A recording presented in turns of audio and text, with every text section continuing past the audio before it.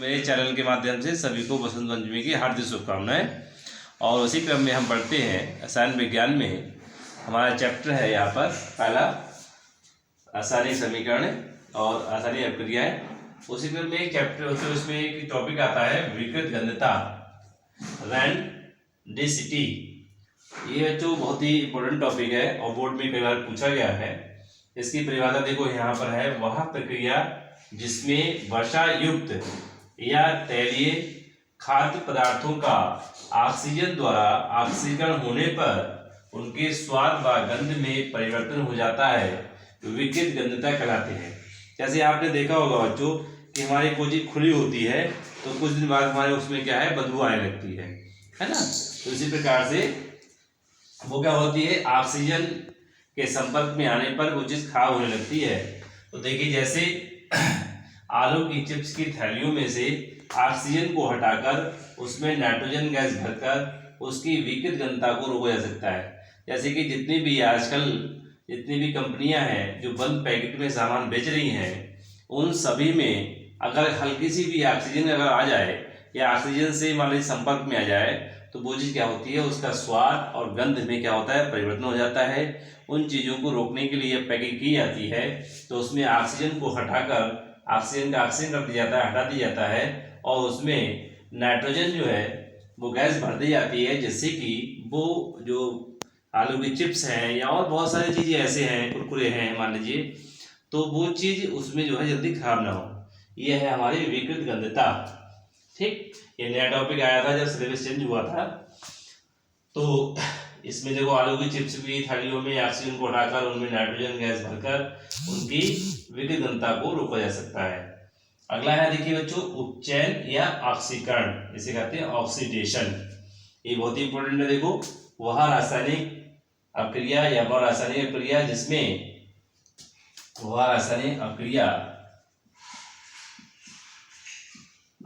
जिसमें किसी पदार्थ में ऑक्सीजन की वृद्धि हो या योग कौन होता है, जुड़ना, उपचयन अभिक्रिया कहलाती है। जैसे देखो यहाँ एग्जांपल लिया गया है, जैसे कि कॉपर HCU, कॉपर की क्रिया ऑक्सीजन से कर दी गई तो बन गया कॉपर ऑक्साइड।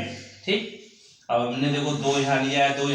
पिछले भी वीडियो में हमने क्या किया, रासायनिक क्रियाओं को संतुलित कराया गया है, तो यहाँ भी हमने संतुलित किया है कि अगर देखो यहाँ दो कॉपर के हैं, दो कॉपर यहाँ हो गए, दो एकम दो ऑक्सीजन हो गई, ऑक्सीजन दो है, ये एक संतुलित समीकरण है।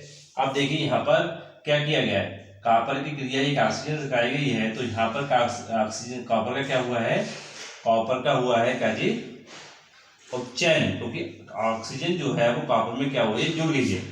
देखो हमने लिखा भी यहाँ पर, देखो ये अलग थी यहाँ पर ऑक्सीजन, और जब अभिक्रिया कराई गई तो इससे कैसे आ गई, ये एक ही में आ गई, यानी कि ऑक्सीजन क्या हुआ, ऑक्सीजन की वृद्धि हुई या जुड़ गई।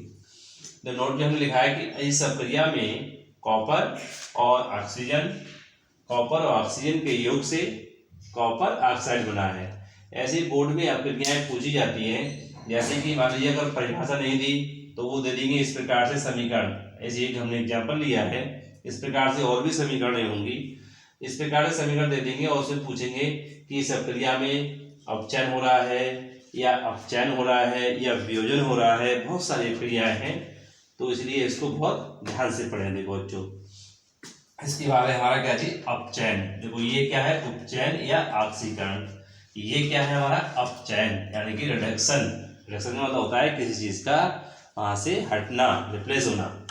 तो देखो वह अभिक्रिया जिसमें किसी पदार्थ में ऑक्सीजन का ह्रास होता है, यानी कि ऑक्सीजन की क्या होती है, कमी होती है, यानी कि ऑक्सीजन वहां से हट जाए, कमी होता है, तो ये अभिक्रिया कहलाती है अपचयन अभिक्रिया। जैसे देखो यहाँ क्या है, कॉपर ऑक्साइड, और इसी क्रिया का दी हमने किससे, हाइड्रोजन से।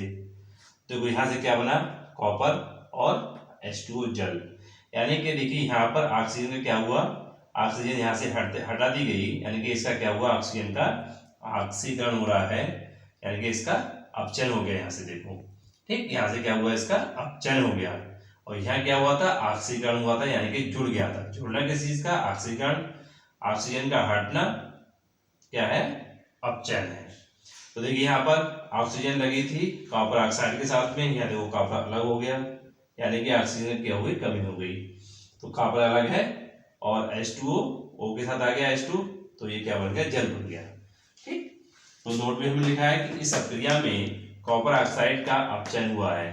ठीक, यहाँ पर क्या हुआ था, यहाँ पर कॉपर ऑक्साइड, कॉपर का क्या हुआ था, कॉपर में ऑक्सीजन जुड़ गई थी तो क्या बन गया था, कॉपर ऑक्साइड। ठीक, इन सभी के बाद बच्चों एक ही आती है संक्षारण। संक्षारण भी बहुत अच्छा टॉपिक है, इसमें भी बताया गया है पहले चैप्टर में। तो संक्षारण क्या है बच्चों, किसी चीज का क्षरण होना।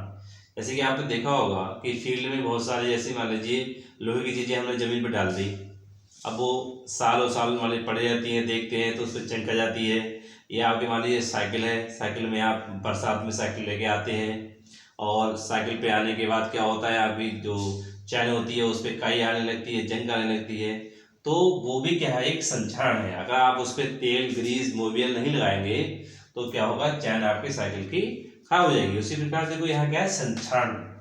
संक्षारण की हमने परिभाषा बताई है, जैसे संक्षारण वह प्रक्रिया है जिसमें